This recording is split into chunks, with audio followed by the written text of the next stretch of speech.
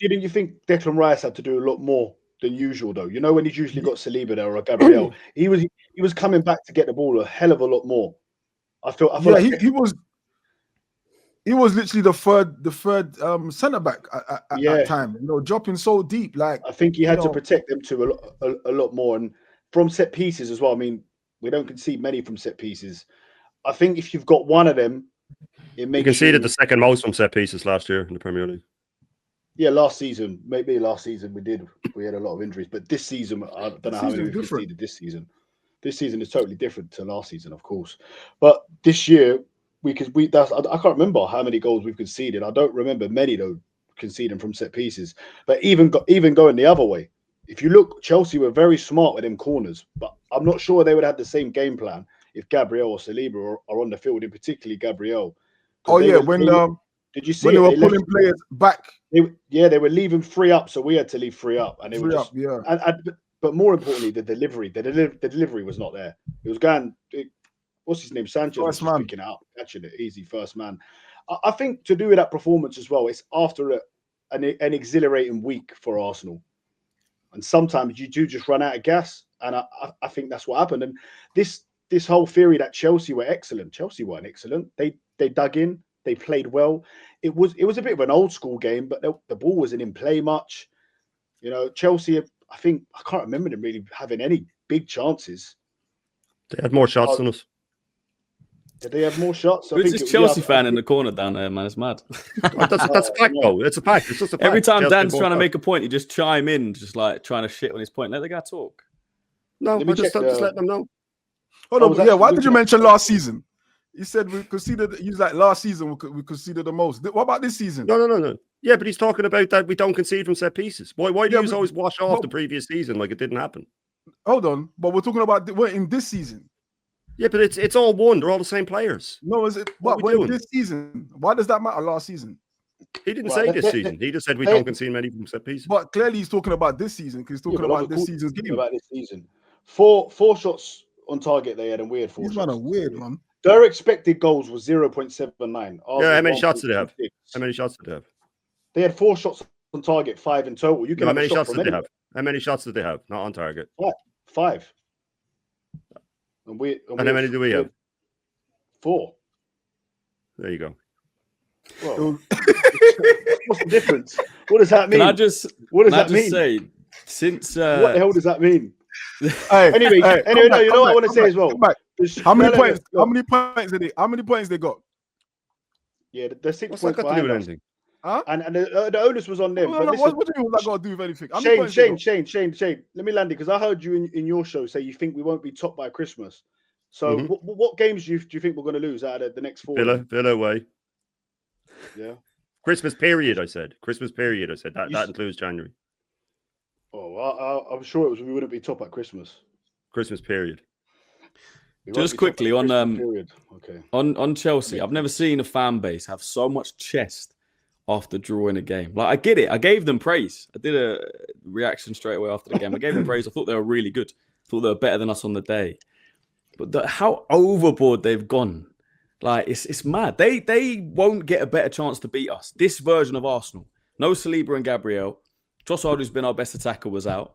The start of that game, first 40 minutes before they got the man sent off, you could argue they were just a bit better. It was pretty even, but we're away. They're in great form. Their crowd was up for it. We're missing our 2 centre-backs. Cole Palmer was back on the bench. Everything was going their way. All the momentum was going their way, sorry. But, just if you watch the 11v11 first 40 minutes, it was even. I don't get it. I've heard Chelsea fans say, you're lucky we went down to 10 men. That's the only reason we didn't beat you. I'm like, what? I've seen them say it about United. Fans saying they're Man United are lucky we went down to 10 men as well. It's like, well, stop going down to 10 men then. Maybe you'll win football matches. This is the same Chelsea, by the way. Sunderland came to Stamford Bridge a couple of weeks ago and beat them. Same Chelsea, by the way, went to Karabag in the Champions League and drew. Like, Chelsea are inconsistent. They have quality players. I get it. And they're in a good vein of form. They found a good centre-back partnership. I get that. But they're inconsistent, man. Like, I'm not hearing it. I think they're in a title race. I think they're in it in terms of being in and around it, but I don't think they'll win it. I don't think their team's good enough. And yeah, man, like I said, I gave them credit, but like the chest is Absolutely crazy. I've seen them saying they're the best squad in the league. Man for man, 11 for 11. They're better than us. Yeah, but the thing is, Chelsea have never rated us. They still see themselves as the top dogs in London because of the trophies. They haven't beat us in 7 games. Yeah, I hear you. If you're the top dogs, come and beat us. Yeah, but in trophy-wise, they are, haven't they? They've got 2 European Cups, we haven't. And we struggle against Sunderland as well. The European Cups, they haven't won more leagues. Yeah, how many league titles have we won? 13? How many have they won? We struggle against Sunderland as well. You know what I mean? I think away from home. The difference is, though, we played Sunderland away and we were a minute away from winning that game. They played Sunderland at home and lost.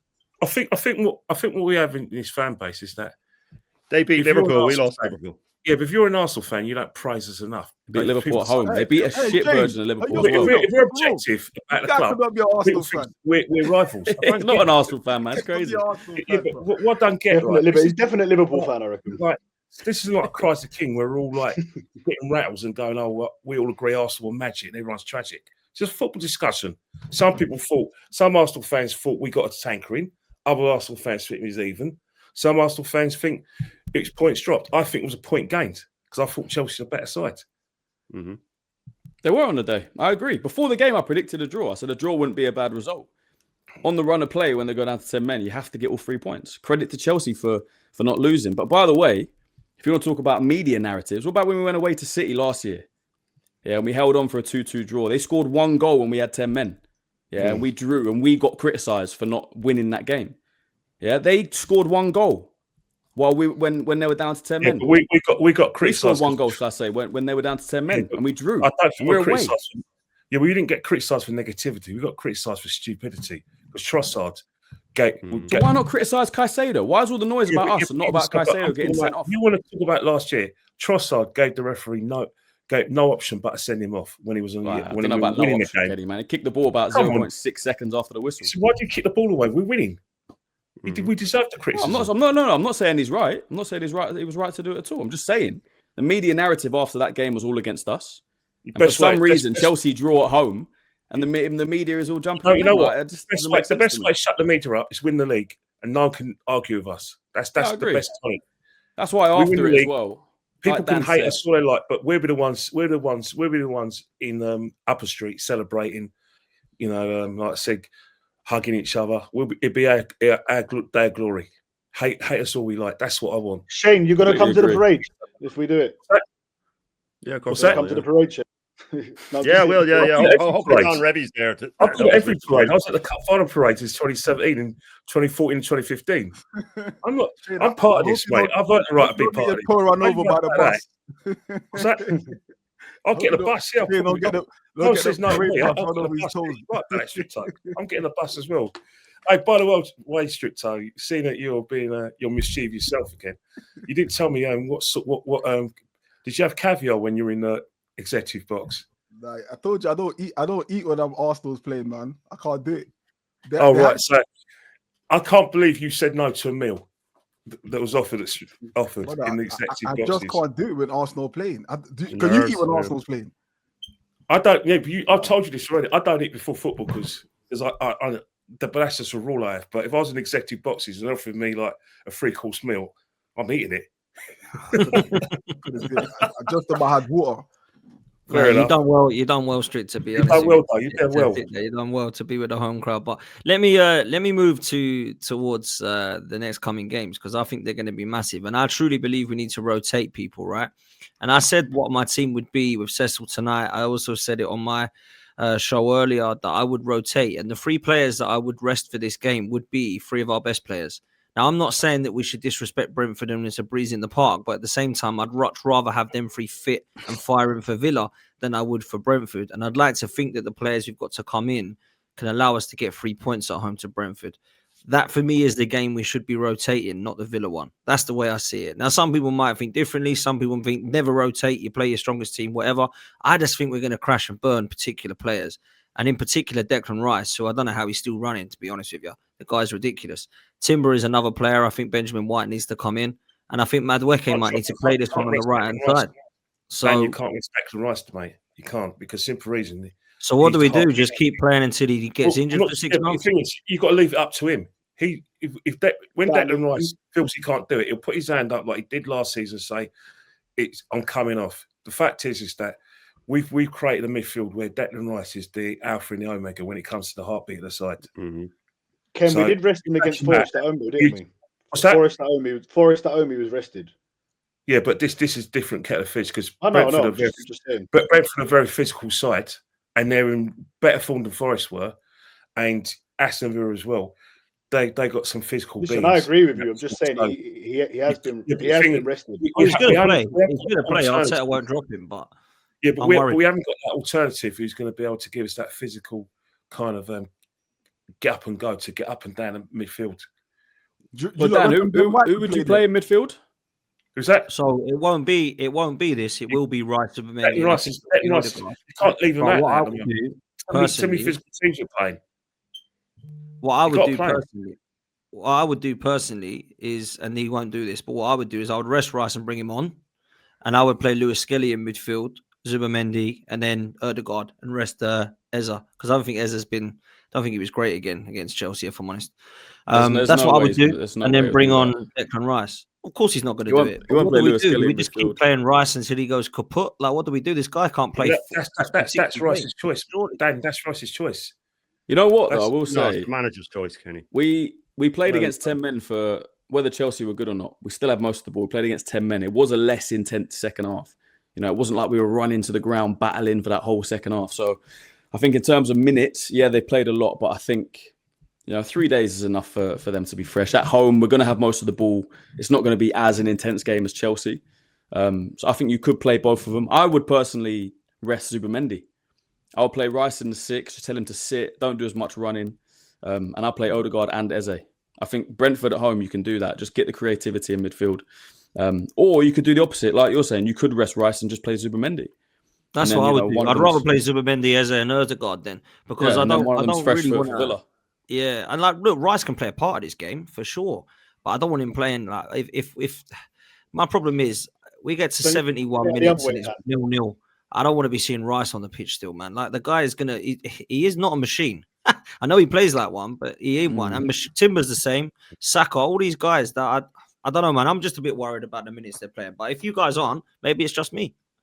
No, I think Rice is a machine, though, Dan. If you look throughout his career since he started, he's played nearly every single game.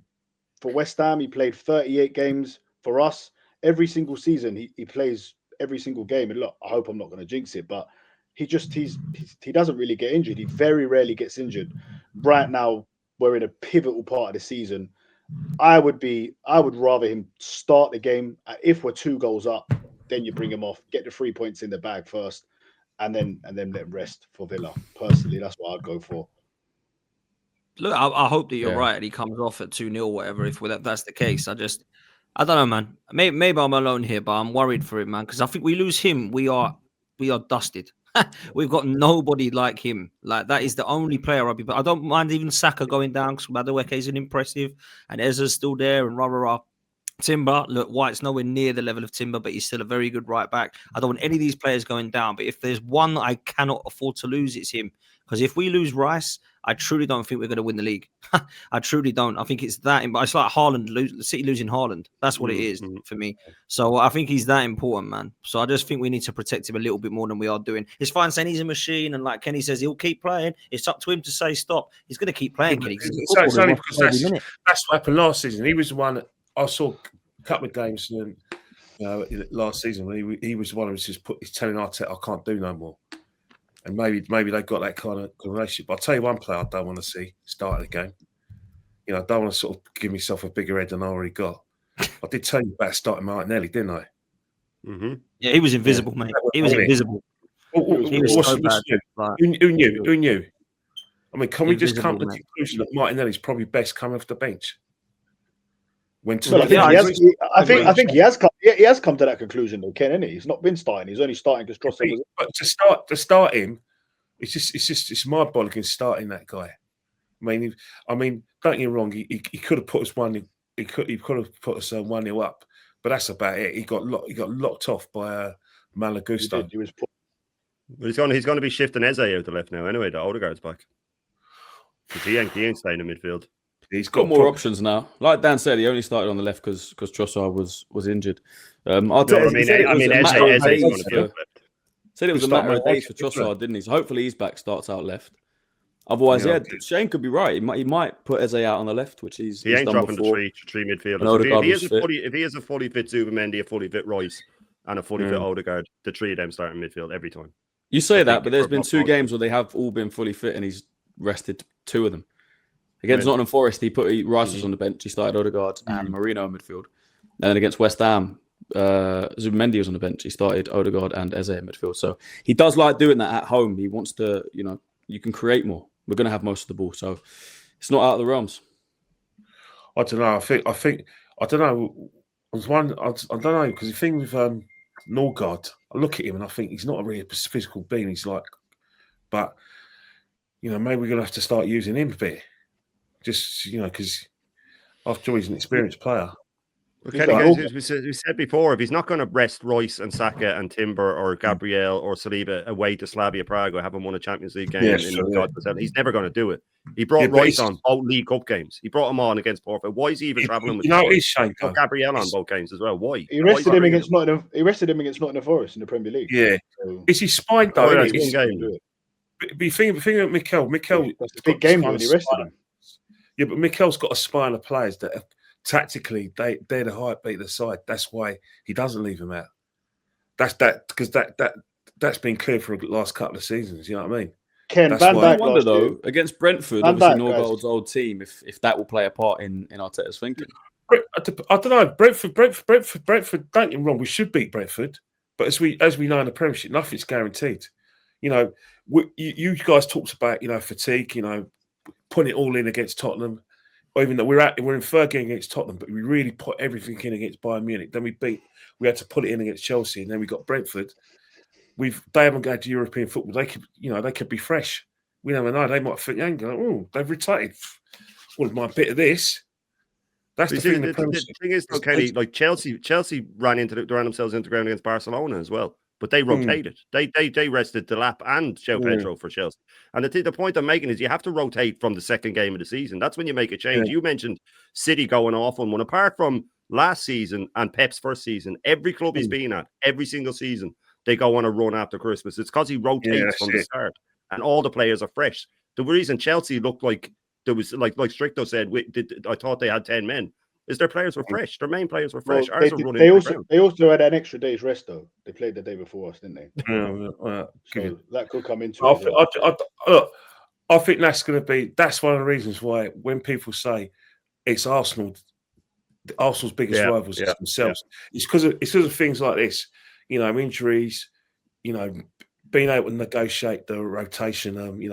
Rotation thing, and the fixtures coming thick and fast. Let's face it, man. We should be going for all 4 tournaments. I get where you guys are coming from. That sometimes it's physically impossible. But what are you saying, Ken? You saying we're going to win the quadruple, for you? No, I said we should be going for it. That's you saying it. But I'm just saying that if you've got any kind of ambition, that's what you got to do. The game's about glory. Our fans need a day out at Wembley. We need it. We haven't had a day out at Wembley since 2018. We deserve it. So that's. But yeah, we as fans, yeah. Yeah, but I'm talking about 2018 when we got absolutely. 2017 it was. 2017 when we won the League Cup final, Man City mullered us. Final, I was there. Yeah, I was there as well. 3-0 down, horrible, terrible day. But just on the Declan Rice thing, Potts. On the Declan Rice thing, last season Van Dijk played 37 games for Liverpool. One of them he was injured. Wasn't substituted once. 33 years old. Their main guy played every single minute, and they won the league. There wasn't a game where Slot said, "You know what, I'm gonna pull him out." And he has previous with injuries, and when they've lost him, they've gone from title challengers to finishing 5th or 4th. So I just think with Declan Rice right now, the man has to play for me, and it'd be better to bring him off. Just like you said, the difference when he's not on that field. Look, if we're going to do it, we're playing Wolves soon at home. I think that would be the game to do it. Because obviously Forest were very poor when we played them as well. So that's probably why he's opted for it then. But Brentford have looked pretty decent this season. Yeah, I've been impressed with Brentford. And they're they're very direct, Brentford, and they, Rice has obviously got a big presence as well. I just hope Saliba's playing for that game because they are very good from set pieces.